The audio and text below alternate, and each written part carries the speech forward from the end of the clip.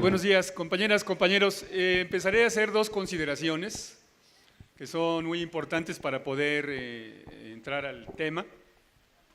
En primer lugar, soy agremiado al Sindicato Mexicano de Electricistas, no vengo a hablar a nombre de él, vengo a hablar en mi carácter de ciudadano. Es decir, todas las consideraciones que yo dé aquí son a título personal. Muy importante porque luego cuando se presenta uno, tal pareciera que viniera en representación del sindicato, en mi caso no es así. Soy, como cualquiera de ustedes, un ciudadano y vengo a hablar en ejercicio de un derecho ciudadano. En segundo lugar, compañeros, el problema del salario es un asunto que a todos compete. Es decir, a pesar de que no todos los trabajadores estamos en la lucha sindical, pues todas las familias tienen un trabajador, es decir, es un tema fundamental. Resulta que en este país, en estos últimos meses y años, el tema salarial hay un gran ausente, que precisamente son los trabajadores. Toda la discusión, matices y argumentaciones a nivel público, por desgracia en México la vienen dando tanto los funcionarios, como en este caso de la Secretaría del Trabajo, el jefe de gobierno de la Ciudad de México, y la patronal incluso, la Coparmex, la Concamín, todos los sectores que está compuesto. Entonces es un grave problema porque en esta discusión fundamental no se escucha la voz de uno de los actores fundamentales en la producción de la riqueza en México, que son los trabajadores. Y en esta discusión, en este escenario, hay diferentes cuestiones. Este gobierno particularmente, gobierno de Peña Nieto, al igual que los gobiernos panistas, ha venido planteando una serie de mitos, entendiéndose un mito como quererle atribuir a una cosa una cualidad que no tiene. El señor Enrique Peña Nieto y particularmente el secretario del Trabajo y Previsión Social, que es responsable de la política laboral de este país, Alfonso Navarrete Prida, se han venido conduciendo en toda su administración con una mitología, una mitomanía terrible. ¿Cuáles son los mitos que han venido planteando? Los voy a decir de manera muy general, con motivo del tiempo y de no abusar del uso de la palabra. En primer lugar, han venido diciendo que el problema del salario mínimo no tiene la menor importancia porque según ellos, según Navarrete Prida y según el presidente de la Comisión Nacional de los Salarios Mínimos, el señor Basilio González Núñez, que por cierto quiero comentarles lleva en ese puesto desde 1991, presidiendo la Comisión Nacional, es decir, la comisión que opera los incrementos salariales. Es un mini Porfirio Díaz. Bueno, ellos año con año vienen comentando que no hay problema de que el salario mínimo sea muy precario, porque dicen casi nadie gana ya en México el salario mínimo. Ese es uno de los mitos más grotescos. ¿Y cómo lo demostramos, compañeros que están mintiendo?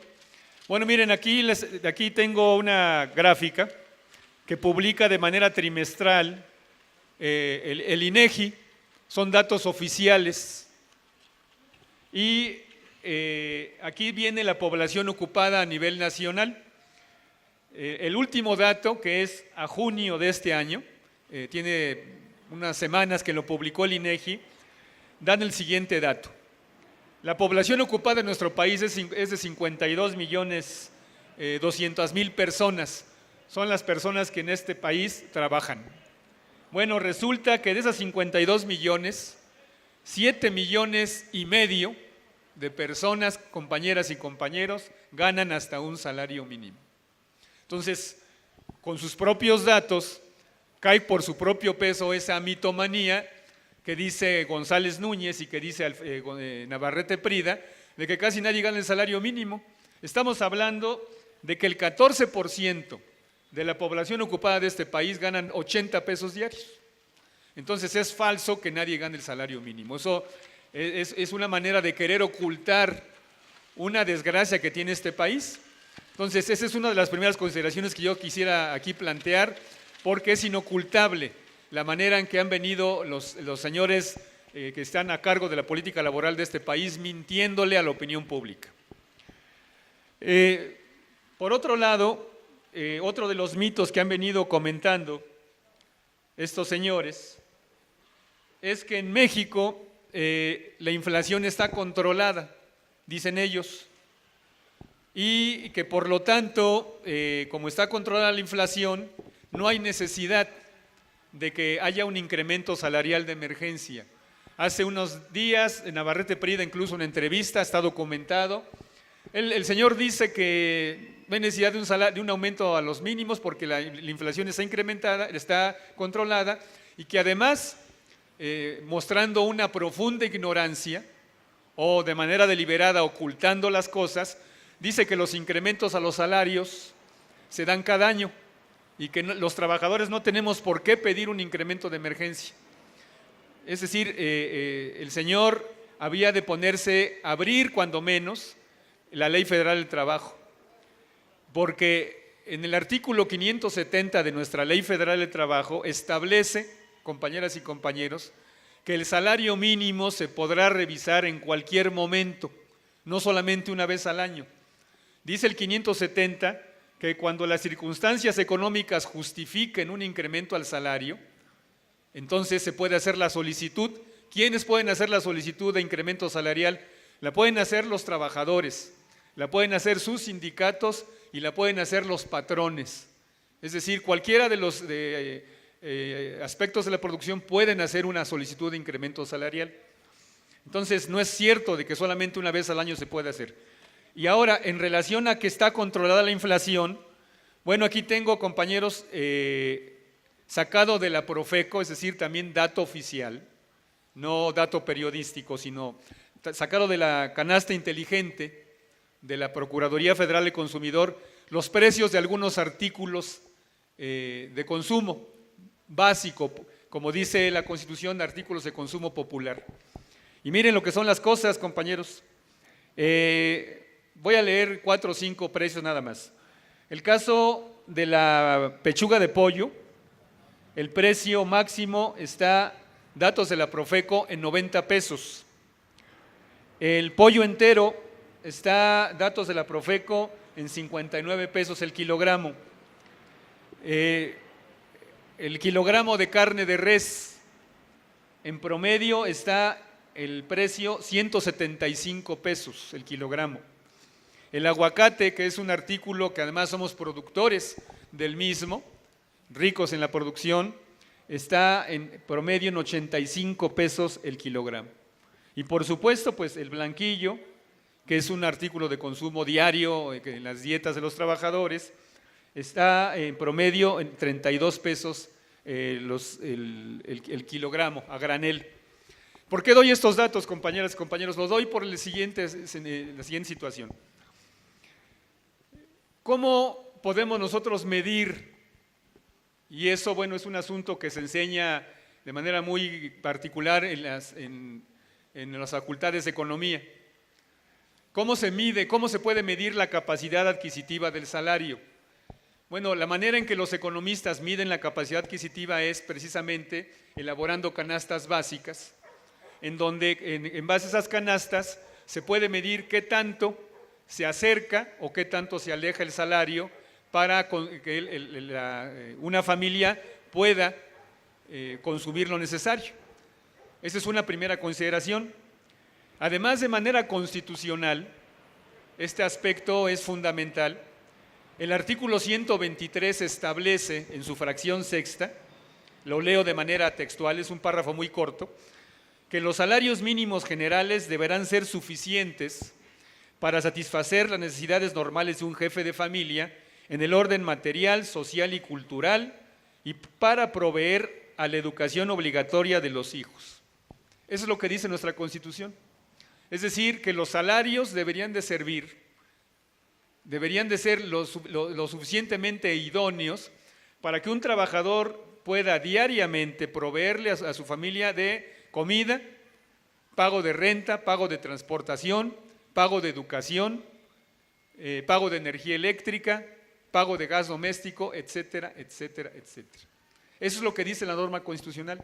Y resulta que en virtud de la política que se han venido estableciendo desde 1987, porque de acuerdo a la medición de los economistas, a partir de ahí es cuando el salario, no solamente los mínimos, sino los salarios generales y los salarios contractuales han venido en grave picada.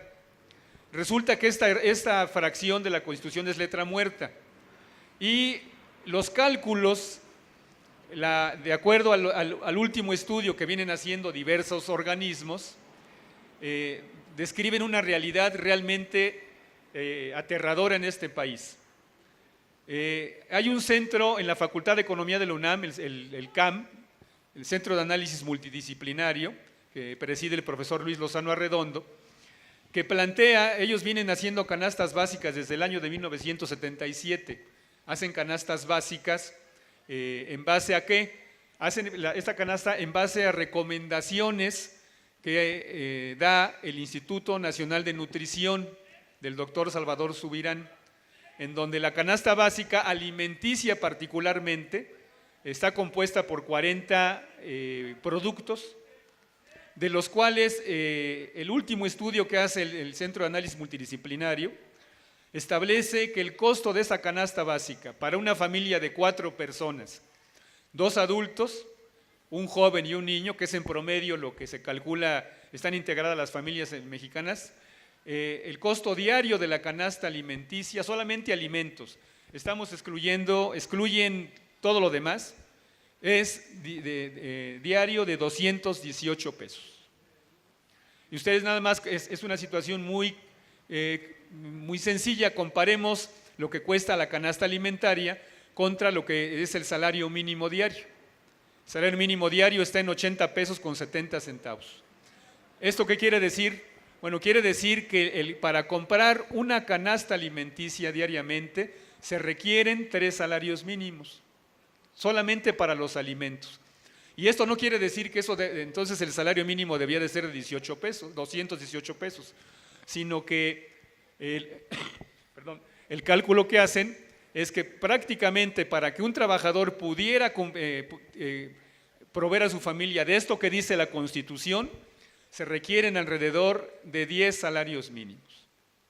Esa es la terrible realidad que hay en este país. Entonces, el mito de que la inflación está controlada y de que no hay necesidad de incremento salarial es otra cuestión que a la luz de estos datos cae por su propio peso. Hay diversas voces, compañeros, decía yo al principio, que han venido también dando opinión y yo no digo que no tengan facultad de hacerlo. Entre ellos está el caso del jefe de gobierno de la Ciudad de México, el señor Miguel Ángel Mancera.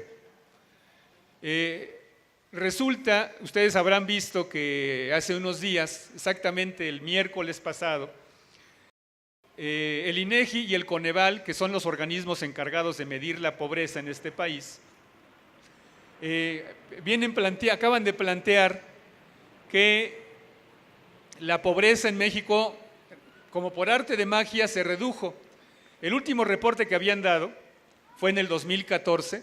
Se dijo en aquel entonces que la pobreza era de alrededor de 55 millones de mexicanos estaban en niveles de pobreza. Es decir, que no tenían, ni siquiera con todo su ingreso podían comprar para comer. Y resulta que ahora con el nuevo reporte que da a conocer el Coneval y la INEGI, dicen que la pobreza se redujo en alrededor de casi 2 millones de personas. O sea, de manera mágica, en 2 años, resulta que estos señores dicen que este gobierno ha podido reducir la pobreza en 2 millones, sin evidencia alguna, porque precisamente lo que han venido opinando expertos en el tema, se dice que no hay evidencia de que eso haya pasado. Simplemente veamos el crecimiento económico, compañeros. Estamos abajo del 2%. No hay, desde ese punto de vista, un elemento que pueda demostrar que la pobreza se eliminó. El salario mínimo, lo que acabamos de decir, 80 pesos diarios, no se puede comprar una canasta alimenticia. El tema fundamentalmente de los incrementos a combustibles y alimentos. Fíjense lo que son las cosas, de acuerdo a sus propios datos, resulta que en este sexenio, que también además se dice, Peña Nieto viene presumiendo que es el sexenio del empleo, resulta que han venido creando empleos, y aquí están los datos, de salarios precarios. Es decir, han venido eliminando los puestos de trabajo de más de 3 salarios mínimos y de más de 5 salarios mínimos. Y han venido creando empleos entre 1 y 2 salarios mínimos. Solamente les daré dos datos para que vean la dimensión del problema. Resulta que al inicio de la administración de Enrique Peña Nieto, los trabajadores que ganaban más de 3 hasta 5 salarios mínimos eran 7.800.000 personas. Y ahora, a junio de este año, solamente 6,5 millones de trabajadores ganan más de 3 salarios mínimos. Esto quiere decir que estas plazas de más de 3 redujeron casi 1,5 millones de puestos de trabajo de más de 3 salarios mínimos. Y en relación a la gente que ganaba al inicio del sexenio de Peña Nieto más de 5 salarios mínimos, ahora a junio de este año han reducido casi 900,000 plazas que tenían un salario de más de 5 salarios mínimos. Es decir, que se han creado empleos con salarios precarios. Y esto, por supuesto, implica pues una precariedad terrible e implica que los niveles de pobreza, por el contrario a lo que dice la INEGI y lo que dice el Coneval, han crecido. Y a esto, la opinión del jefe de gobierno, de Miguel Ángel Mancera, dice él que bueno, que en su opinión habría que subir el salario mínimo a 92 pesos y que con ello, según su argumento, se podría comprar la canasta alimenticia. Fíjense bien lo que son las cosas. Aquí hay una terrible confusión porque indiscutiblemente que si se subiera ahorita el salario de 80 a 92 pesos, sería algo que pudiera ayudar a paliar un poco la situación en la que hay 7 millones de trabajadores. Pero es muy diferente decir que con 92 pesos se puede comprar una canasta básica a comentar que, bueno, sería el inicio. El hecho de subir a 92 pesos el salario mínimo podría iniciar el proceso de recuperación del salario. Entonces, con este tipo de comentarios lo único que hacen es hacer complejo el problema, confundir, y además habría que preguntarle a ese funcionario y a otros si con 92 pesos podrían comer, porque además hay que decirlo, los recursos con los ingresos que tienen los funcionarios gubernamentales, particularmente los que están encargados de la política laboral del país, son ingresos que si los comparamos con los ingresos que tenemos la mayoría de los mexicanos, son insultantes. El caso del jefe de gobierno, compañeras y compañeros, gana, que es de los más bajos, 105,000 pesos al mes.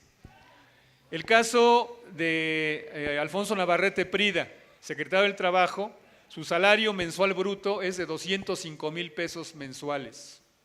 El caso de Basilio González Núñez, que es el que dirige la CONASAMIC, fija los salarios, su salario mensual bruto es de 176,000 pesos al mes.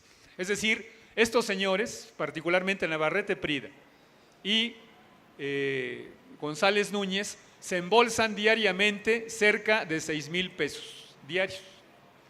Y todavía comentan, son capaces de comentar, pues que no hay problema, ¿no? Que no se pidan incrementos salariales y que todo está controlado. Ese es el grave escenario, compañeros. Y bueno, yo aquí no vengo a plantear en este sentido, con estos datos, que es necesario darlos para poder contextualizar el problema. No se trata de hacer un muro de lamentaciones, sino se trata de tener un diagnóstico para saber cuáles son las propuestas y cuáles son las expectativas que tenemos como trabajadores. Este es uno de los polos del problema. El otro polo, compañeros, es la débil respuesta que hemos tenido los trabajadores de este país. No tenemos respuesta. Ese es un grave problema. Cada sindicato pelea su propia lucha. No hay una articulación de las luchas. Yo comentaba hace unos días en una plática que tuve similar en otro lado, que bueno, incluso en los 1 de mayo se ha venido planteando de manera reiterativa la necesidad de que no haya una lucha aislada más. Se ha venido diciendo eso por parte de todos los dirigentes sindicales. El problema, compañeros, es que eso solamente se dice en el discurso, porque en los hechos no hay una articulación de los sindicatos para poder responder de manera organizada ante este grave problema. Aquí lo primero que habría que plantear es la necesidad de ejercer lo que dice la ley. El salario en estos momentos, este escenario que les acabo de plantear, es totalmente suficiente para que en base al artículo 570 todos los sindicatos estuvieran ya demandando un incremento de emergencia. Es fundamental. No solamente los trabajadores del salario mínimo, sino los sindicatos, los salarios contractuales. Ustedes imagínense, se requieren 3 salarios mínimos para comer y para adquirir todo lo demás, para el pago de energía eléctrica, pago de gas, de transporte, de educación, etcétera, se requieren mínimamente alrededor de 500 pesos diarios. ¿Cuánta gente gana? Aquí está la gráfica. Son pocos trabajadores los que pueden acceder a la canasta, a las canastas básicas y que pueden cumplir con lo que dice la Constitución.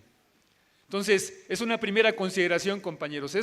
En este momento es necesario, incluso este tipo de foros me parece que deberían de estar en muchas partes de este país para hacer esa promoción, la necesidad y la demanda incluso a los propios sindicatos para que de manera articulada se pida ya un incremento de emergencia. En segundo lugar, compañeros, está el tema del control de los precios. Lo que les leí en relación a los artículos de consumo popular, eso está al alza día con día. Prácticamente desde el mes de enero ha habido una fluctuación de los incrementos en artículos básicos muy grave. Y resulta que, bueno, si hacemos un análisis ya muy concreto de los datos que da la INEGI, estamos hablando que más de 7 millones, y casi 7 millones y medio ganan hasta un salario mínimo. Y más de 1 y hasta 2 salarios mínimos lo ganan más de 14 millones de trabajadores. Esto quiere decir, compañeros, que cerca de 19 millones que ganan entre 1 y 2 salarios mínimos no pueden comprar en México lo necesario para comer. Esto, en otras palabras, quiere decir que 19 millones de familias mexicanas están con problemas de hambre y de desnutrición, porque su salario, su ingreso total, no les da para comprar la canasta de alimentos. 19 millones de personas, porque se requieren para comer 3 salarios mínimos. Entonces, esto implica, compañeros, que de manera urgente se necesita demandar, y esto es otra parte que se debe de tener o poner a consideración, se debe demandar un control de precios de artículos de consumo popular. Ya en México ha habido experiencias de esa naturaleza, no estamos hablando de algo nuevo. En 1986, todavía en el sexenio de José López Portillo, en donde había una inflación gravísima, se estableció un control de precios a cerca de 86 productos de consumo popular. Incluso fue decretado por el propio gobierno como una manera de detener en ese entonces la brutal inflación que había en nuestro país. En este momento tal vez no estemos en esos niveles de inflación, pero para allá vamos. Y eso implica entonces la necesidad urgente de que se tenga que pedir en base a un artículo constitucional. Si ustedes revisan el artículo 28, en su párrafo segundo, establece que es obligación del Estado, así lo dice textualmente la Constitución, establecer un control a los precios de artículos de consumo popular para evitar la especulación. Y resulta que el gobierno mexicano ha venido esta parte de la Constitución, para variar, pisoteándola, porque hay una comisión que se llama la Comisión Federal de Competencia Económica, que quién sabe quiénes las integran, que son los que deciden el precio de diversos artículos, con el argumento de que esta comisión lo que hace es empujar la competitividad y competencia entre diversos productores. Y el argumento del gobierno es que si se fija un control de precios, habría un freno a la competencia en el país.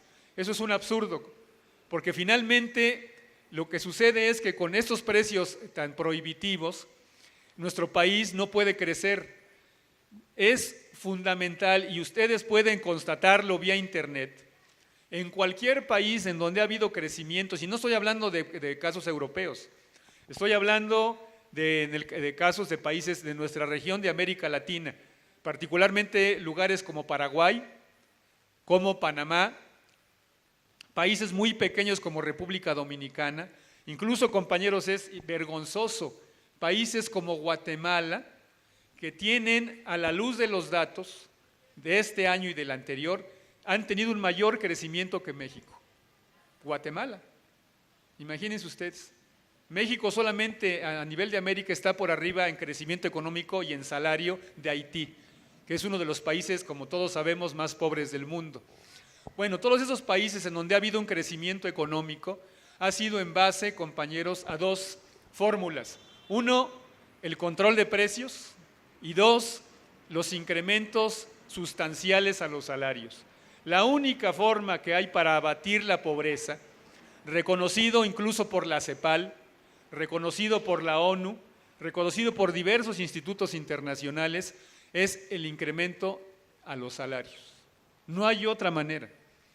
Este gobierno mexicano es el único a nivel planetario, o de los pocos a nivel planetario, que sigue sosteniendo la hipótesis de que una de las maneras de poder, dicen ellos, controlar la macroeconomía, son conceptos muy rimbombantes, es conteniendo los salarios.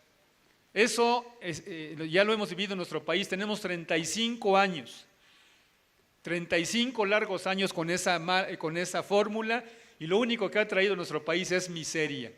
Por lo tanto, compañeros, es una demanda, no solamente debe ser demanda de los sindicatos, sino de todos los ciudadanos mexicanos, es precisamente eso, el hecho de que para que podamos crecer se requieren en estos momentos esas dos demandas fundamentales: control de precios, artículos de consumo popular e incremento salarial de emergencia.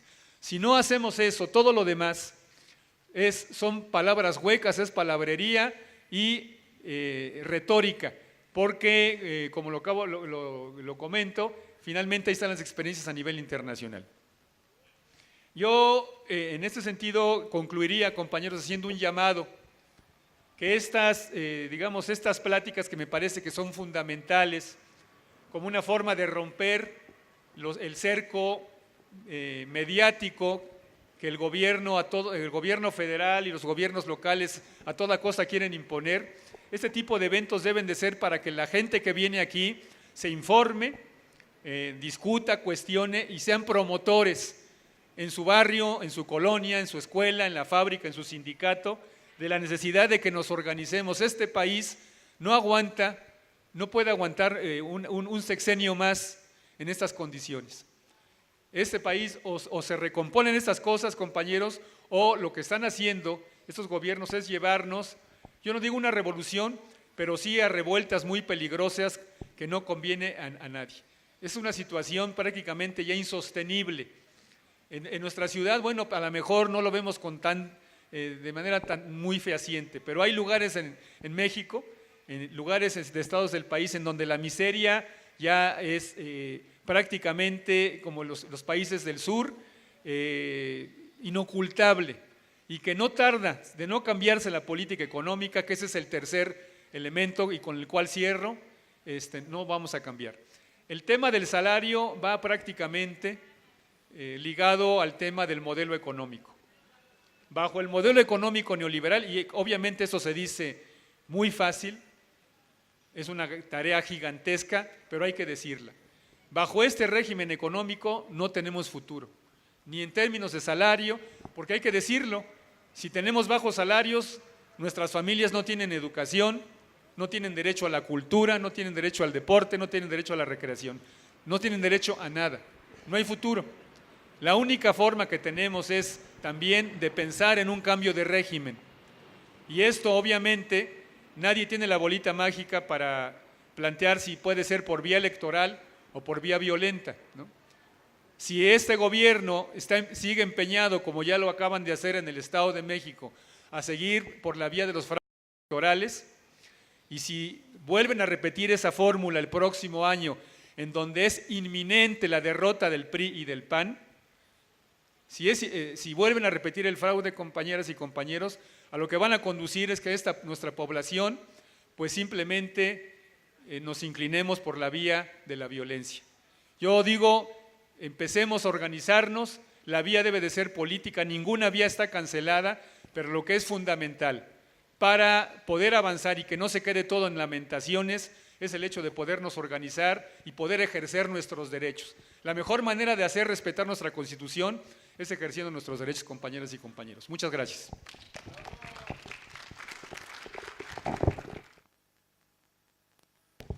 Bien, compañeros, muy buenas tardes. Agradecer la invitación a este círculo de reflexión colectivo. Nosotros venimos de la cooperativa LF del Centro, pertenecemos al Sindicato Mexicano de Electricistas, a nombre de nuestro secretario general Martín Esparza Flores del Sindicato Mexicano de Electricistas y de nuestro presidente de la cooperativa LF del Centro, reciban un cordial saludo. Nosotros somos de la Comisión de Economía Social y Solidaria de la cooperativa LF del Centro. Se encuentra con nosotros mi compañero Blas Islas, mi compañero Edgar Chávez Domínguez, mi compañero Víctor Rosas. También le enviamos un saludo aquí a mi compañero Juan José Gómez Beristán, prosecretario del Trabajo, y mi compañera Judith. Bueno, nosotros vamos a hablar un poquito de lo que es la estructura de la cooperativa LF del Centro, y también vamos a hablar un poquito de la relación de la cooperativa con el Sindicato Mexicano de Electricistas. Entonces, para esto dejo el uso de la palabra a mi compañero Blas Islas. Bien, buenas tardes. Primero quisiera comenzar con lo que es el nacimiento de la industria eléctrica de nuestro país. La industria eléctrica de nuestro país nace por ahí a finales del siglo XIX, con el servicio eléctrico solamente al alumbrado público y al residencial. Ya para 1898 viene aquí a México la empresa canadiense, la Mexican Iron Power, y comienza los trabajos para la prestación del servicio de energía eléctrica en la zona central del país. Posteriormente, ya por ahí de 1906, esta empresa canadiense, la Mexican Iron Power, se ha constituido ya como la empresa más grande de Latinoamérica, ya que ha comprado las empresas que daban el servicio a las zonas aledañas de la Ciudad de México, y con eso ya se constituye como la empresa más grande de Latinoamérica, y también con esto logra el aglutinamiento de la clase obrera electricista. No solamente logra el aglutinamiento, sino que comienza a dar el servicio y demás, y es hasta 1908 cuando el primer intento de la clase obrera mexicana o la clase obrera electricista hace su intento por constituirse como clase, pero este primer intento la misma empresa canadiense lo frustra, corriendo a todos los electricistas que participaron en ese movimiento. Posteriormente se crea la Liga de Electricistas Mexicanos, la sexta sección de la Liga de Electricistas Mexicanos, pero este intento también lo frustra la policía preventiva de la empresa, y también ya desde ese entonces había miedo entre los trabajadores por la experiencia anterior, ya que habían despedido a la gran mayoría de los que habían participado, y también existían ya algunos traidores en nuestras filas. Entonces eso por supuesto que impedía cualquier acción colectiva. Pero bueno, en 1911 viene un siguiente intento y se crea ya propiamente bien la Liga de Electricistas Mexicanos, y bueno, en ese 1911, ya que prevalecía el intento o el espíritu revolucionario en nuestro país, forzosamente, ya se concreta en 1914 con la creación de nuestro Sindicato Mexicano de Electricistas, que en un inicio, cuando la Liga de Electricistas se crea, sus bases eran mutualistas y eran cooperativistas. Entonces, nosotros nos damos cuenta que realmente en las filas del Mexicano de Electricistas el cooperativismo no es nuevo, ya que desde su esencia, cuando nace la Liga de Electricistas ya había una forma de organización, ya había una mutual y cooperativa, y entonces esto era como una especie de protección y de organización de aquella época para que de alguna manera se pudiera evitar la disolución de la organización en caso de que el patrón o el propio gobierno atentara contra nuestra organización. Entonces, bueno, en 1914 se crea ya oficialmente el Sindicato Mexicano de Electricistas, pero bueno, ya adelante en 1917 el sindicato gana una lucha muy importante para los electricistas. Gana lo que es los derechos de los trabajadores como vacaciones, derecho de antigüedad, servicio médico, capacitación de su personal, y algo muy importante que no existía en esa época en nuestro país era la jornada laboral de 8 horas. Eso por supuesto que da con la Constitución o con el contrato colectivo se afianza, el contrato colectivo del Sindicato Mexicano de Electricistas, y ese contrato colectivo y esa lucha son referentes para otros movimientos sindicales. Ahí es donde nace la jornada de 8 horas. Entonces, bueno, nosotros después de ahí, el sindicato, pues de ahí después de 1917, cuando nace esa jornada de 8 horas, nos trasladamos prácticamente a la huelga de 1936.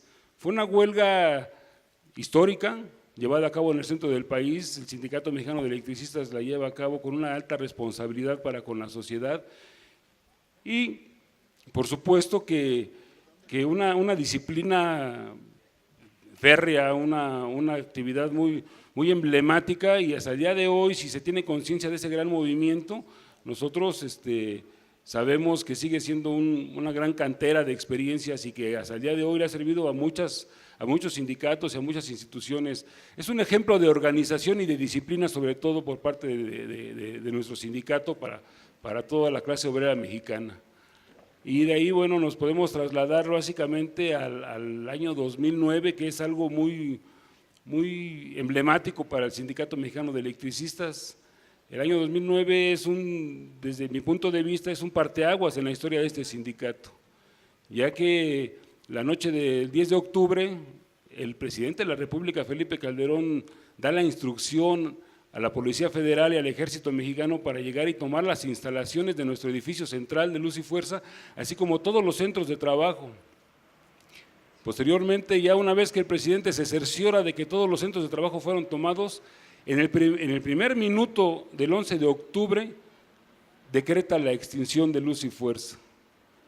Nosotros, el Sindicato Mexicano de Electricistas, llevamos a cabo una asamblea emergente la madrugada del 11 de octubre, en la que se toman los acuerdos de que nadie nos íbamos a ir a liquidar, que todos nos quedaríamos a defender nuestro empleo, que todos nos quedaríamos a defender nuestro sindicato, ya que de alguna manera ya se venía viendo y estaba cantado que la verdadera intención del presidente de la República era desaparecer a nuestro sindicato.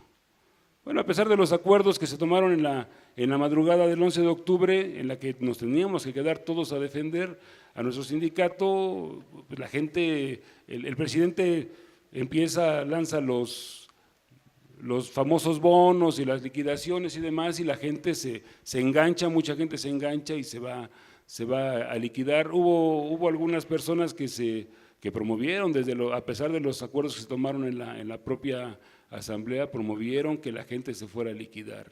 Por ahí existen algunos datos de que pues, algunos hicieron compromisos con el propio gobierno para lograr la disolución de nuestro sindicato. Pero bueno, de alguna manera la propia disciplina de los que nos quedamos, que fuimos 16.599, de 44.000 que quedábamos cuando en en el primer minuto del 11 de octubre que nos despidieron prácticamente a todos. Bueno, ese es este presidente que se autodenominó el presidente del empleo, pues, echó a la calle a más de 44,000 y entre ellos compañeras embarazadas, compañeros y compañeras de vacaciones, incapacitados, muchos compañeros con enfermedades crónico-degenerativas, algunos de ellos ya con en etapa terminal su enfermedad, y eso no le interesó al presidente. Con esto violó, por supuesto, un contrato colectivo de trabajo vigente, la Ley Federal del Trabajo y asimismo nuestra propia Constitución Política de los Estados Unidos Mexicanos. Pero bueno, nosotros resistimos, 16,599 compañeros, nos quedamos a luchar por defender nuestra organización, nos quedamos a acatar los acuerdos de esa asamblea y de alguna manera logramos en el 2012, en septiembre de 2012, logramos un amparo en el segundo tribunal colegiado en materia laboral que condenaba a la Comisión Federal de Electricidad a ser nuestro patrón sustituto. Los condenaba también a reinstalarnos y a pagarnos todos los salarios caídos. A pesar de eso, en enero del 2013, la Suprema Corte de Justicia revoca ese amparo que nos había otorgado el segundo tribunal y con esto, pues, por supuesto, contraviene ya el fallo del segundo tribunal y nos dice que no tenemos derecho al patrón sustituto y prácticamente nos manda a liquidarnos. Pero bueno, con esto, por supuesto, se hace otra asamblea en el sindicato, se toman los acuerdos y empezamos a explorar la siguiente ruta que teníamos al frente, que fue la de la negociación.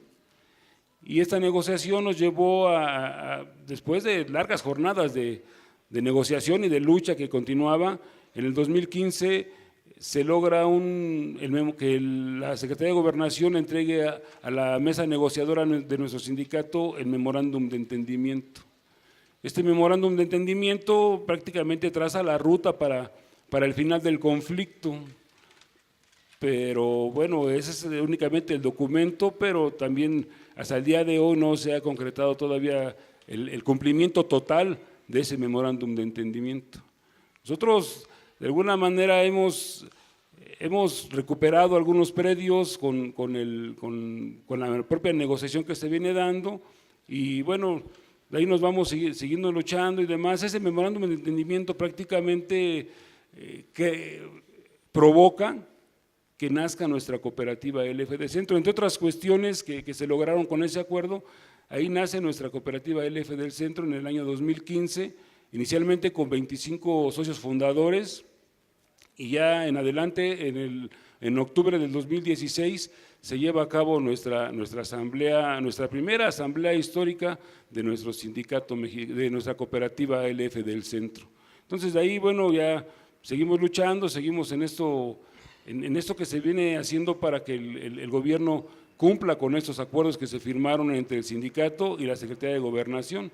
Entonces, esa es más o menos la breve historia del transitar desde que nace la industria eléctrica, la lucha del propio sindicato, cómo nace nuestro sindicato y la lucha que se viene dando como clase obrera trabajadora, y a partir de 2009, cuando con ese nefasto y criminal decreto de extinción, comenzamos otra etapa, otra página dorada dentro de nuestro propio sindicato, ya que los que nos quedamos a resistir a base de disciplina y demás, hemos tenido algunos logros que, bueno, a continuación mis camaradas harán énfasis en ese sentido, y bueno, la historia es hasta la creación de la cooperativa y hasta nuestra primera asamblea general, y ya en adelante mis camaradas seguirán, darán una explicación de cómo quedamos y demás en ese sentido. ¿Sí? Muchas gracias. Sí, bien, compañeros, pues esta es parte de la historia del Sindicato Mexicano de Electricistas. ¿Quién no conoce la lucha que hemos llevado a lo largo de ya casi 8 años de resistencia en las calles? Entonces, hemos logrado ya conformar una cooperativa. Le voy a pasar el uso de la palabra a mi compañero Edgar Chávez Domínguez para que les explique un poquito de la estructura de la cooperativa LF del Centro. Muy buenos días a cada uno de ustedes. Antes que nada, agradecer la invitación, el espacio. Como yo lo habían mencionado mis compañeros, el compañero Vlad ya les dio parte de la historia, pero esto ya son 2 etapas. La otra es la conformación de la cooperativa LF del Centro. El 18 de octubre del 2016 tuvimos nuestra primera asamblea. Fue una asamblea histórica donde estuvieron más de 15,000 trabajadores o socios ahora, ya somos socios cooperativistas. En esa asamblea se tomaron acuerdos muy importantes para la cooperativa, la estructura organizacional, se nombró al Consejo de Administración, al Consejo de Vigilancia, se nombraron 4 comisiones. Estas comisiones son la Comisión de Educación Cooperativa, la Comisión de Conciliación y Arbitraje, la Comisión de Previsión Social y la Comisión de Economía Solidaria, que es donde nosotros estamos participando, que es muy importante porque hay varios tipos de economías en el país. Hay una que ha estado golpeando al pueblo, que es el capitalismo, el neoliberalismo, donde ellos se enriquece solamente una persona, no se distribuye la riqueza hacia la base obrera trabajadora, y nosotros tendríamos que ver otro tipo de economía para los socios cooperativistas. También se conformaron 8 unidades productivas. Estas unidades productivas son construcción, fábricas y talleres, distribución, administración e inteligencia de negocios, telecomunicaciones, producción, proyectos y servicios alternativos. Cada unidad productiva es lo que nosotros hacíamos en lo que era Luz y Fuerza del Centro. Les voy a dar un ejemplo. En construcción, en la unidad productiva que se creó, ahí nosotros teníamos un área donde pues construíamos lo que fuera, desde subestaciones, talleres, y ahorita en las unidades productivas también podemos construir desde pues, puentes, edificios. Es el área de construcción. También tenemos la que es fábricas y talleres. Hay predios que nos dieron, fueron 58 predios que están distribuidos en los diferentes estados de la República, porque nosotros le dábamos el servicio a la zona centro del país y a toda la periferia.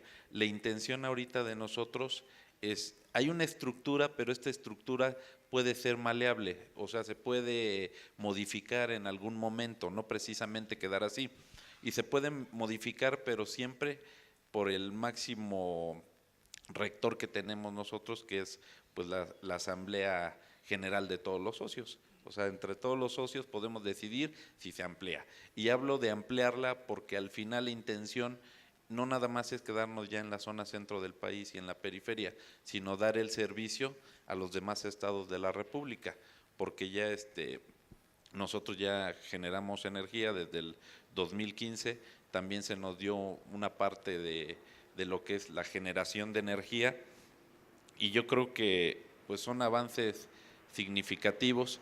En cada unidad productiva que les menciono van a entrar los compañeros a trabajar, pero ya nos tenemos que conducir diferente, ya no es la forma de que antes recibías un salario cada 8 días, trabajabas, recibías un salario, pero ahora tenemos que trabajar mucho con lo que es la autogestión de los trabajadores, el que seamos productivos, el conducirnos bajo los principios y valores.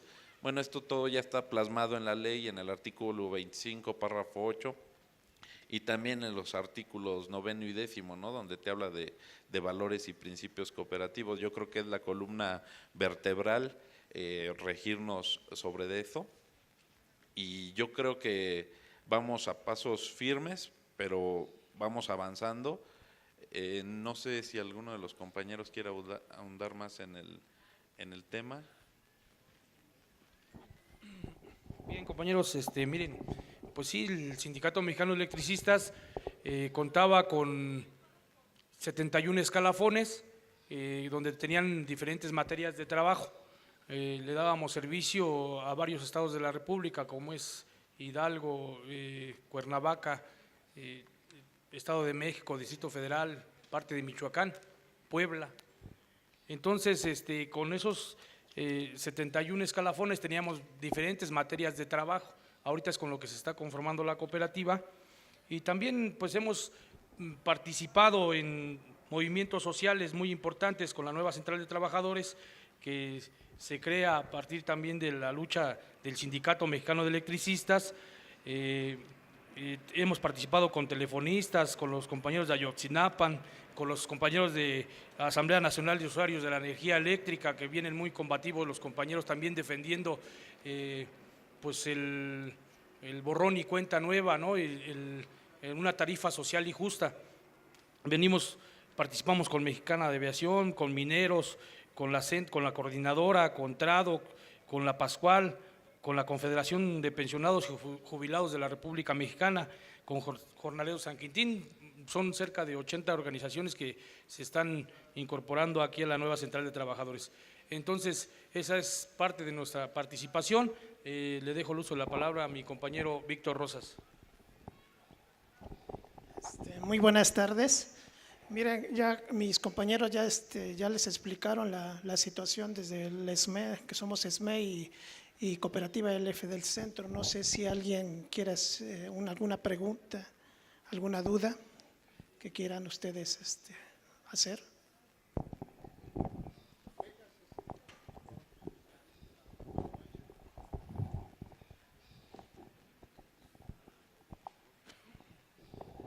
Buenas tardes, soy María Eugenia Santillán.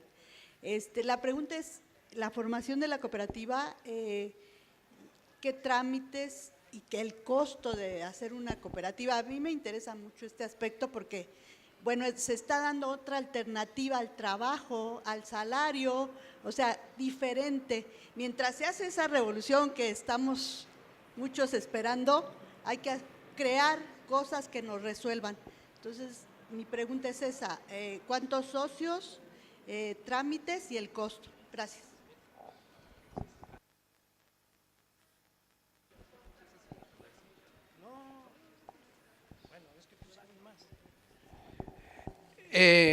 Bueno, pues felicidades por lo de la cooperativa, pero tengo 2, 3 preguntas. Ok, organización, ya de modo organizacional ya tienen la cooperativa, de acuerdo, pero ¿qué mercado? O sea, ¿a qué mercado van a atacar, ¿no? ¿A qué mercado? ¿Y cómo va a ser la competencia que tienen con las compañías nacionales y extranjeras? Porque, o sea, no me lo puedo imaginar. Ok, qué bueno, ¿no? Que van a estar en puentes, que la idea es producir formas de tal manera que en los talleres, la generación de energía, la construcción de puentes, etcétera, suena muy bien. Pero la cooperativa es una forma de organización. Sin embargo, lo cabrón va a estar en el mercado. Y las barreras que ese mercado, no por el mercado mismo como se conoce, ¿no? Y no pudiéramos entrar al mercado, bla, bla, bla, pero no. Porque yo no me lo imagino. Después de estar tan apabullados y que a la gente le importaba más, nos vamos al Mundial, ¿se acuerdan que en El Salvador, no? Que fue precisamente cuando México contra El Salvador jugaba y le llegaron en ese momento. Pues felicidades, no me imagino y sé que el esfuerzo que tienen que hacer y la unidad que tienen que tener es brutal. Tienen que estar unidos de tal manera que, porque yo he preguntado, ¿no? Así con bromas con algunos compañeros que conozco, les digo, oye, pues ya quieres formar tu partido, ¿no? Entonces me contestan, no, yo ya no estoy con Martín, pero como yo no estoy metido, pero me lo imagino. Pero hablando del mercado, que a final de cuentas nos guste o no, es por lo que se van a regir en cualquiera de las partes de las 4 unidades donde afortunadamente puedan competir, y pues les deseo que les vaya muy bien, porque yo sí soy de la Comisión Federal de Electricidad y veo que andan unos compañeros apoyando a los Yosinapa, puta, ¿sí? Ahí el clavillazo como que no los ve bien, pero en fin, esas son mis inquietudes. Adelante, Buenas tardes, Juan José Gómez Beristain, prosecretario de Trabajo del ESME y socio de la cooperativa LF del Centro. Únicamente quería hacer esta intervención para articular los dos temas. En el centro de la discusión sobre el salario, también hay que pensar que la base del problema del salario pues tiene que ver con la contradicción trabajo-capital. Lógicamente, cómo se genera o cómo se fluctúa o cómo se negocia un salario, para que se haga eso tiene que haber un empleo, tiene que haber trabajo. No habiendo trabajo, pues no puede haber un salario. Debido a eso es que la lucha del ESME se condujo hacia, por una parte, la creación de una cooperativa, porque no hay que olvidar que no es la única actividad, ya lo dijeron mis compañeros. Por una parte, el sindicato se mantiene su registro porque existe un contrato colectivo de trabajo con una empresa. Y en esa empresa, bueno, se negocia un salario. Pero siendo la generación un ramo muy pequeño dentro de la materia de trabajo que tenía Luz y Fuerza del Centro, hay una gran cantidad de compañeros que entonces necesitan otra área en donde desempeñar sus labores y por eso se crea la cooperativa LF del Centro. Y en la cooperativa LF del Centro ya no hablamos de salario, el concepto no es el mismo, porque el salario viene de una relación obrero-patronal en donde el trabajador está en la posibilidad de negociar ese pago que le está haciendo el patrón y que se desprende pues, de todo el ingreso que tiene la empresa o el ramo en donde se está desarrollando ese trabajo. En una cooperativa los trabajadores son los dueños de los medios de producción, no existe el patrón, es falso aquello de que son sus propios patrones los cooperativistas. De hecho, lo que se busca es abolir el concepto de patrón para poder abolir el concepto de explotación. Entonces ya no hablamos de un salario, hablamos de rendimientos porque es una cantidad de dinero que entra a la cooperativa, que se tiene que repartir entre los socios cooperativistas, pero que lo más similar al salario viene siendo el anticipo de esos rendimientos, que es el pago que se le da a los socios cooperativistas que en ese momento devengaron un trabajo, lograron una parte de la producción de los productos o de los servicios que hace la cooperativa. Entonces, bueno, en el eje fundamental de esta lucha está el trabajo, recuperar el trabajo, y ese fue prácticamente uno de los ejes fundamentales de la lucha del ESME durante estos 8 años, la reinserción laboral. Y lo sigue siendo porque, como bien señala Víctor, afuera hay un mercado competitivo al que no estábamos acostumbrados los trabajadores electricistas porque, pues como trabajadores de Luz y Fuerza, éramos parte de un monopolio. No había otra empresa que diera ese servicio, entonces no había competencia. Por lo tanto, los salarios, el tipo de trabajo, etcétera, lo establecía la propia empresa en relación bilateral con el sindicato. El reto que se tiene entonces ahora con LF del Centro pues es mayor, porque tiene que ver, lógicamente, con la reinserción laboral de más de 14,000 trabajadores, pero además tiene que ver con esa articulación de la que habla David, con otras formas de lucha, con otras expresiones laborales de sindicatos, de organizaciones que también nuestro sindicato ha buscado articular a través de la nueva Central de Trabajadores. Y sabemos que tampoco es una labor sencilla. ¿Por qué? Porque la tasa de sindicalización en este país es de las más bajas que hay. Menos del 10% de los trabajadores de este país pertenecen a un sindicato.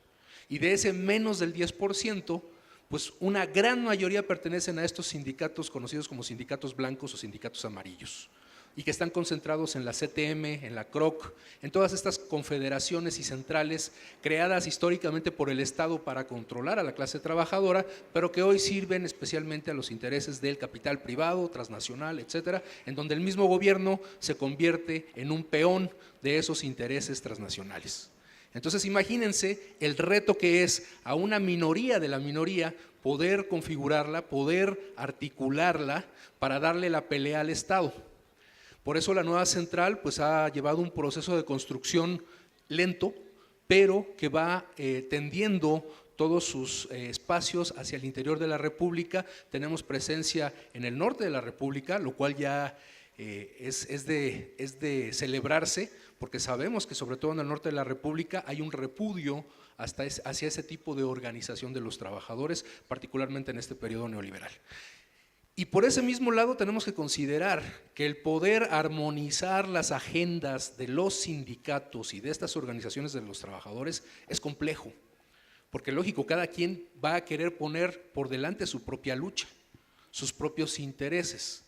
Entonces, lo primero es poder armonizar esos intereses y podernos articular en esa lucha que no solamente tiene que ver con lo legislativo o lo jurídico. Nosotros somos la mejor muestra de que la lucha jurídica en este país no conduce a ningún lado. Recibimos el golpe ilegal por parte de un gobierno y reafirmado, torciendo la ley por parte del máximo órgano de justicia de este país, que es la Suprema Corte de Justicia de la Nación. Y ellos torcieron la ley simplemente para darnos el palo y sacarnos de la jugada. Entonces, la cuestión jurídica es importante como medio de presión, sí, pero no es la vía que va a solucionar este conflicto de los trabajadores con respecto primero al trabajo y segundo respecto al salario. Sí es necesaria la articulación, sí hay que trabajar en ello y estos años de construcción de la resistencia del SME va enfocado a eso, a no quedarnos en nuestro propio gremio como electricistas y decir, una vez resuelto el problema electricista, nosotros nos regresamos a trabajar y nos olvidamos del resto del mundo. Por el contrario, nosotros creemos que a partir de tener una estabilidad laboral, con mayor fortaleza podremos enfrentar esta lucha en contra del Estado, en contra del régimen económico y de gobierno que tenemos. Pero no es sencillo. Hay que articularlo, hay que buscar las maneras como atraer no solamente a los trabajadores organizados, a los sindicatos. Por ello, en la nueva Central de Trabajadores también estamos creando un espacio para aquellos que no están organizados, que no pertenecen a un sindicato. Estamos en ese proceso de construcción y pensamos también que es muy importante articular a nuestros compañeros y compañeras pensionados y jubilados, porque nuestro sindicato es uno de los pocos, si no es que el único en este país, que le da reconocimiento a sus propios trabajadores jubilados para que sigan teniendo vida sindical. En otros sindicatos eso no existe. En otros sindicatos los jubilados tampoco tienen derecho a voto en las decisiones del sindicato, en el SME sí lo hay. Y por eso consideramos fundamental impulsar un movimiento que considere a los pensionados, jubilados y adultos mayores. Y por eso se creó desde hace tiempo la Confederación de Jubilados, Pensionados y Adultos Mayores de la República Mexicana, que hoy queremos rearticular después de un tiempo que estuvo inactiva esa organización. Hoy la estamos impulsando, hoy se están haciendo giras por el resto del país, porque viene también una reforma importante en materia de pensiones. Entonces no podemos dejar de lado esa lucha. Tenemos que integrarla, tenemos que articularnos, los trabajadores activos y los que ya durante muchos años prestaron sus servicios a una empresa, a una sociedad, a una lo que sea, y que hoy tienen que estar gozando de una pensión por todos esos años de servicio que le dieron a este país. Creemos sí que la articulación es necesaria y en eso estamos trabajando. Sin demagogias, sin falsos esfuerzos, sí a través de foros informativos, pero también a través de movilización en las calles. Simplemente el día de ayer, en la Cámara de Diputados en San Lázaro, se realizó un mitin para protestar ante los diputados por la posibilidad de negociaciones secretas del Tratado de Libre Comercio. Nada a espaldas de los trabajadores. Entonces, mientras, es una doble labor importante que tenemos los trabajadores, mientras luchamos por mejorar nuestras propias condiciones, por generarnos nuestro propio empleo, dado que no hay interés del gobierno en generar más empleos, también tenemos que luchar por articularnos con nuestros hermanos de clase. Y poníamos un ejemplo muy sencillo. Recordarán ustedes cuando la campaña de Donald Trump, que él amenazó a la Ford Motor Company, a esta empresa de automóviles, fabricante de automóviles, a que no abriera una fábrica aquí en México. Recordarán ese asunto. Y la Ford desistió, no abrió esa fábrica y se hizo un gran escándalo por la pérdida de empleos que se iba a generar con eso. ¿Saben cuántos empleos iba a generar esta planta de la Ford? 700 empleos. 700 empleos nada más. Y se trató como un gran escándalo.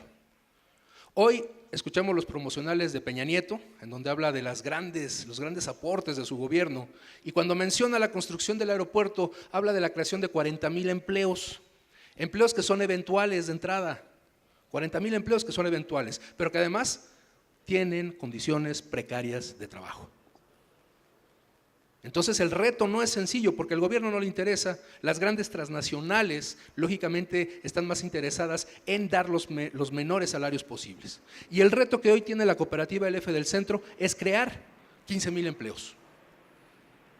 No es nada sencillo. Ya lo dijo Víctor, lo retomo, es un mercado difícil el que hay allá afuera, pero estamos por eso preparándonos, porque venimos de una historia de trabajadores, de una relación subordinada obrero-patrón. Y hay que transformar toda una serie de condiciones, incluso hasta psicológicas, de cada uno de nosotros para entrar en esta nueva dinámica que es el cooperativismo. Y ello sin desligarnos de una lucha que tenemos que seguir ofreciendo constantemente para abatir esa contradicción capital-trabajo y que tiene que ver, lógicamente, con la destrucción del modelo neoliberal y del capitalismo a final de cuentas. Porque podrá cambiarse el régimen económico, podrá ser nuevamente un Estado protector, un Estado benefactor, como el que a muchos nos tocó vivir antes de la década de los 80s, pero sigue siendo un sistema capitalista, en el que lo que se va a privilegiar es la explotación del trabajador. Efectivamente, la gran meta de la clase trabajadora tiene que ser abolir ese sistema. ¿Desde dónde? Desde la lucha en contra del patrón a través de un sindicato, con una cooperativa autogestiva que haga esta labor para que los propios trabajadores reciban ese beneficio que antes se llevaba el patrón. Y digo, no es gratuito que incluso un premio Nobel de Economía, como Stiglitz, como Joseph Stiglitz, esté señalando que la vía es el cooperativismo. Entonces, hay muchos ejemplos de cómo se va gestionando esta lucha de los propios trabajadores. No todas acaban bien, no todas las historias acaban bien. Se puede ser muy crítico con muchas de esas expresiones aquí en México, pero finalmente hay que compartir esas ideas. Y yo les pediría a los compañeros que, por ejemplo, nos participen, que hace unos días estuvieron en Puebla en un congreso sobre economía social y solidaria, que es el centro de la discusión también en este momento. Gracias.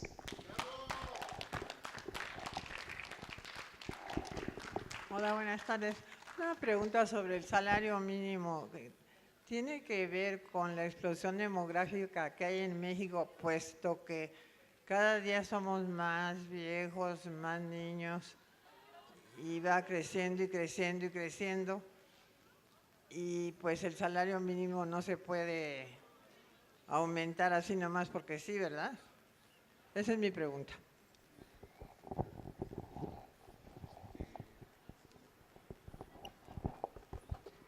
Compañeras, me parece sustancial lo que acaba de plantear la compañera, cómo se relaciona el tema demográfico con un salario remunerador. Miren, indiscutiblemente que en el caso mexicano estamos hablando de, según el último censo que hay en el país, del INEGI, se habla de cerca de 123 millones de habitantes que componen nuestro país. De esos 123 millones, la población económicamente activa, es decir, entendiéndose como este concepto como todos aquellos que estamos en edad de trabajar, que es a partir, si se modificó la ley hace un par de años, era a partir de los 14 años, hoy se modifica que a partir de los 15 años cualquier persona puede empezar a laborar. Estamos hablando de que la población económicamente activa en México es de cerca de 54 millones de habitantes, de personas. ¿Qué tiene que ver eso con los bajos niveles salariales? Muy poco. Fíjense, una vez que empiezan prácticamente en esa transición que se dio entre el modelo económico de desarrollo estabilizador que había en México con el modelo económico neoliberal, estoy hablando más o menos de finales de la década de los 70s, nuestro país empezó a endeudarse de manera muy importante y los organismos internacionales, particularmente el Banco Mundial y el Fondo Monetario Internacional, empezó a prestar bajo ciertas condiciones, es decir, las llamadas cartas de intención, que si ustedes las revisan, ahí se plantearon aspectos muy importantes. Se le prestaba dinero a cambio de qué, fíjense, incluso eso las cartas de intención se profundiza más con después el llamado consenso de Washington posteriormente. Hay varias medidas que promovían los organismos internacionales. Uno, privatización de empresas públicas. Era una condición para que pudieran prestar dinero a cualquier nación. Defensa de la propiedad privada. Era una medida fundamental. Y topes salariales. Es decir, en nuestro país, el hecho de que tengamos esos niveles de población, por digamos, la riqueza de recursos que tiene México. México tiene una infinidad, eso de que somos un país pobre es otro mito. México es un país excesivamente rico en cuestiones naturales. Tenemos mar, tenemos todos los productos comestibles habidos y por haber. En términos de producción, México era autosuficiente. Recordemos que éramos productores autosuficientes de maíz, frijol y otros cereales. Eso se ha venido perdiendo, no por términos de la cuestión demográfica, sino por términos del modelo económico que se ha impuesto desde afuera. Entonces, este asunto de que cómo subir los salarios tiene que ver, si no se pueden subir, porque incluso el gobierno federal argumenta que generaría inflación el hecho de aumentar los salarios. Ese es otro mito. Porque miren, resulta que los incrementos salariales son en respuesta al nivel inflacionario. Los salarios no generan inflación, los salarios lo que hacen es fortalecer el mercado. ¿Cómo quieren que un país crezca si la gente no tiene capacidad de compra? O sea, es imposible. Si un país no tiene salarios remuneradores, no hay capacidad de compra y por lo tanto no hay crecimiento económico. Entonces, el nivel de inflación no tiene que ver con la cuestión de los incrementos salariales. Y la cuestión demográfica en nuestro país no es una situación de emergencia. Lo que nosotros producimos, lo que se produce en el país da para los incrementos salariales sustanciales y eso repercutiría en que nuestro país se abata la pobreza. Ahora, quiero también hacer otra consideración. Hablaba el compañero Beristain en términos de que el tema jurídico es limitado. Fíjense lo que son las cosas. El problema es de que lo jurídico y lo político no están desligados. Defender la Constitución, que hoy es letra muerta, no es un asunto jurídico, es un asunto político. Porque imagínense ustedes que tenemos el derecho a tener un salario suficiente, dice la Constitución, pues es una norma jurídica, por cierto, la norma fundamental. Es letra muerta y que nosotros, digamos, planteáramos que por una cuestión jurídica, como es una cuestión jurídica, pues no hay que ejercerla, por el contrario, compañeros. Evidentemente lo jurídico y lo político van de la mano. Y miren, lo que tengo que decir como lo pienso. El problema de los incrementos de emergencia, todos los sindicatos lo plantean y efectivamente la tasa de sindicalización es muy baja, pero los sindicatos independientes era para que en este momento ejercieran el artículo 570, en donde establece que se tiene que solicitar por escrito un incremento de emergencia al secretario del Trabajo y Previsión Social. Y obviamente, pues no todo va a quedar en que los sindicatos soliciten por escrito un incremento salarial, sino que esto tiene que ir acompañado de movilizaciones políticas. Entonces, ese es un primer elemento, es decir, lo jurídico y lo político van de la mano. Y número dos, la mayor parte de sindicalizados del país, compañeras y compañeros, está en una situación de apatía. Es un problema ideológico. Por eso yo decía hace rato que es muy importante ese tipo de eventos. Otro de los aspectos que se tienen que romper para que en este país haya cambios y no todos sean quejas y lamentaciones es el aspecto ideológico. Si la gente no está informada y no tiene niveles, si no se elevan los niveles de formación ideológica, las cosas no van a cambiar. Por muy buenas intenciones que tengan los dirigentes sindicales en este país, si sus bases no están politizadas, las cosas no van a cambiar. Entonces son dos elementos que hay que comentar. Es el hecho del respeto, luchar por ejercer los derechos constitucionales con acciones jurídicas y políticas, y por supuesto el aspecto ideológico. Y esto tiene que ver, compañeras y compañeros, con aspectos que incluso yo quiero decirlo muy respetuosamente, sé que aquí hay gente de Morena. Esa es una parte que en Morena se tiene que discutir, me parece, porque de los otros partidos ni hablar, ¿no? PRI, PAN, PRD son partidos que son enemigos de los trabajadores. El caso de Morena requiere, me parece, es una opinión muy particular, requiere fortalecer sus ligas con los movimientos sociales. Me parece que Morena tiene esa deficiencia, que no tiene ligas con los sindicatos, con los movimientos sociales, sino que es un movimiento muy importante a nivel ciudadano, pero que es fundamental que se ligue a las luchas de los trabajadores, porque pues efectivamente no es sencillo, ni va a ser de la noche a la mañana que podamos cambiar el régimen. Se oye muy fácil, cambiar con el régimen capitalista, digo, se dice muy fácil. El asunto es bajo qué vía, cómo, quién conduce. Y el grave problema es que los trabajadores están en un férreo control ideológico. Lo que urge romper, compañeros, es ese control ideológico. El fútbol, las telenovelas, la mayor parte de gente trabajadora, ¿cuáles son sus niveles de lectura? ¿Qué es lo que leen? No estoy diciendo que sean tontos, lo que estoy diciendo es que hay un control ideológico por parte del Estado que hay que romper.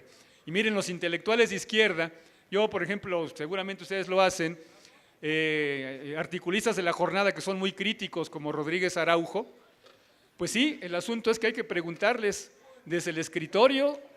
Es muy cómodo hacer las críticas. Gran parte de los problemas que tenemos en este país es que esa capa de intelectuales que se dicen de izquierda no se acercan a los trabajadores. Yo creo que Morena tiene, si quiere crecer realmente y quiere estar al nivel de poder cambiar el régimen, tiene que acercarse a las luchas de las clases trabajadoras, no solamente de los sindicatos, sino de todos los trabajadores que no están sindicalizados. Entonces, es importantísimo, yo creo que por eso estas partes hay que conocerlas, hay que tener un diagnóstico, compañeras y compañeros, y fundamentalmente organizarnos. El principal elemento que tenemos los trabajadores es la organización. Solos, ningún sindicato, ni ninguna persona sola va a poder cambiar el estado de cosas, compañeros. Muchas gracias.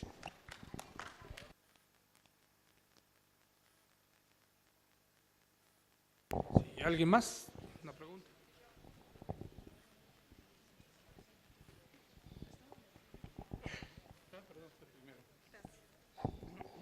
Buenas tardes, compañeros, compañeras.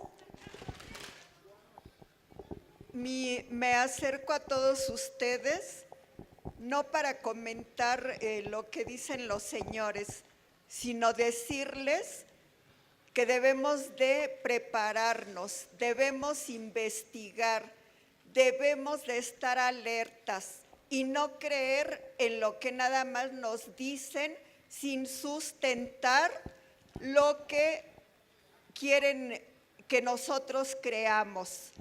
Debemos de investigar, debemos leer, como dice el Señor, y debemos estar muy alertas y preparados contra todos los organismos que nos quieran lavar el cerebro y de decir que están haciendo, que no están haciendo. Debemos de convertirnos en personas que debemos de investigar. Por ejemplo, ahora en el próximo año que vienen las elecciones, ¿quiénes son los candidatos? ¿De dónde vienen sus riquezas? ¿Cómo las obtuvieron? ¿Qué es lo que tienen sus intereses personales y por los cuales quieren llegar a tener un puesto político? Muchas gracias. Gracias, muy buenos días. Soy Guillermo Hernández, ex trabajador del IMSS, apasionado con estas lides sindicales de una conciencia, digo yo, profundamente obrerista. Y bueno, además familiares políticos fueron en el pasado trabajadores de la compañía de Luz y Fuerza del Centro. Hoy algunos de ellos ya han fallecido, otros se liquidaron. Y bueno, de ahí viene mi inquietud. Algunos familiares políticos que trabajaban en la compañía de Luz y Fuerza del Centro, en su momento, cuando fue extinguida por decreto el presidente Calderón, pues tenían familias que mantener, gastos que sufragar, y ante las presiones económicas tuvieron que optar por la liquidación. De ahí viene mi inquietud. ¿Qué sucede?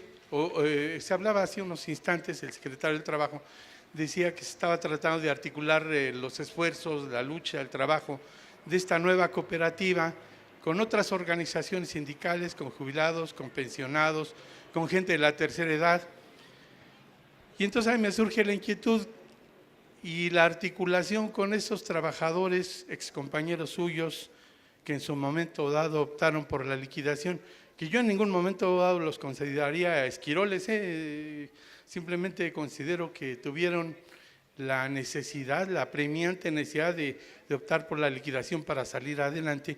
¿Qué posibilidades hay de que estos ex trabajadores liquidados se puedan incorporar a esta nueva cooperativa, bajo la consideración de que la riqueza que construyó el Sindicato Mexicano de Electricistas pues fue con el trabajo y el esfuerzo de hombres que hoy pues yacen bajo tierra, y otros muchos que, como les digo, tuvieron que optar por la liquidación para poder subsistir y sufragar sus gastos más apremiantes. Por otro lado, sin discrepar, ¿verdad?, pero yo no diría, y sobre todo en este momento político que se avecina o que prácticamente ya está en marcha del proceso electoral para 2018, yo no diría que Morena tiene que fortalecer sus vínculos con el sindicalismo, con las organizaciones sociales inclusivas. Yo diría, celebro que Morena no se articule y contamine los esfuerzos y los trabajos de organizaciones sindicales como la de ustedes. Porque cuando se acercan los partidos políticos a los sindicatos, esto es para aprovechar sus capacidades de convocatoria, de movimiento de gente, y los contaminan. Qué bueno, que creo que Morena lo que tiene que fortalecer al interior de ese partido es su democracia. Y celebro que no haya esta vinculación con partidos políticos. Bueno, sin ánimo de polemizar, solamente la opinión personal y ese cuestionamiento sobre la posibilidad de incorporación de extrabajadores liquidados a esta cooperativa. Bien, para contestar un poco de las preguntas que nos hizo la compañera, en donde dice que cuántos socios somos de la cooperativa, somos 14,780. Los trámites para conformar una cooperativa y el costo, miren, los trámites, nosotros tenemos un cuerpo jurídico, el sindicato se encargó de eso, más sin embargo sí tenemos conocimiento de que hay que primero definir qué tipo de cooperativa es. Si hay diferentes tipos de cooperativas, que es de ahorros productos y servicios, ahorros, préstamos y de consumo. Y de ahí pues hay que darla de alta en un registro público del comercio, hay que hacer una reunión informativa para sacar los estatutos, y hay que formalizar la creación de la cooperativa ante un notario y todo ese tipo de problemas, pero sí, le digo, lo lleva, claro, sí, Hacienda también, claro. Sí, entonces es la pregunta. También para abonar, también la cooperativa se constituye mínimo con 5 integrantes. Ajá. Sí, también. Hay otra pregunta con respecto al mercado internacional y nacional. ¿Cómo le vamos a hacer? Nosotros somos una cooperativa de productos y servicios. Dentro de Luz y Fuerza, nosotros teníamos desde albañiles, carpinteros, mecánicos, estamos divididos en 71 secciones, y en las unidades productivas, cada unidad productiva tiene su junta de buen gobierno. Esta junta de buen gobierno pues se va a encargar en cuanto a las finanzas, lo que es recursos materiales, recursos humanos, y cada unidad productiva tiene la obligación como socio cooperativista de salir a pelear lo que son los contratos, licitaciones. Nosotros tenemos una ventaja porque al final lo que se le arranca al gobierno, todos esos bienes, pues nos dan la fortaleza para poder constituir ahí una fábrica, taller. Un ejemplo, la otra ventaja que tenemos es que tenemos un socio, que es Mota LG.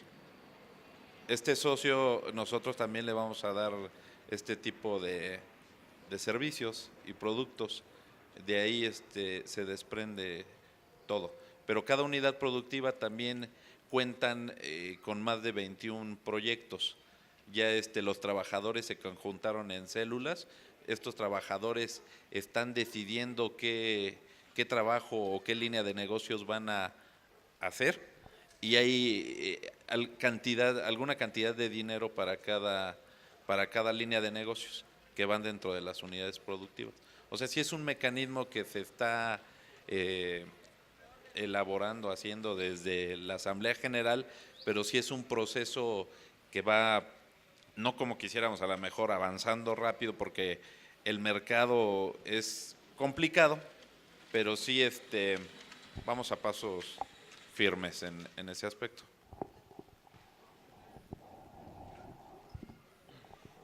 Bien, pues en cuanto a la pregunta que comenta mi compañero con referente a los que se liquidaron, primero en este momento tenemos por supuesto la difícil tarea de crear, lo comentaba mi compañero Juan José, de crear 15,000 puestos de trabajo para los que quedamos. Es algo definitivamente muy complicado. Pero bueno, en cuanto a los que se liquidaron, por supuesto, nosotros comentamos hace un momento de la asamblea que se llevó a cabo en la que se tomaron los acuerdos de que nadie nos íbamos a ir a liquidar.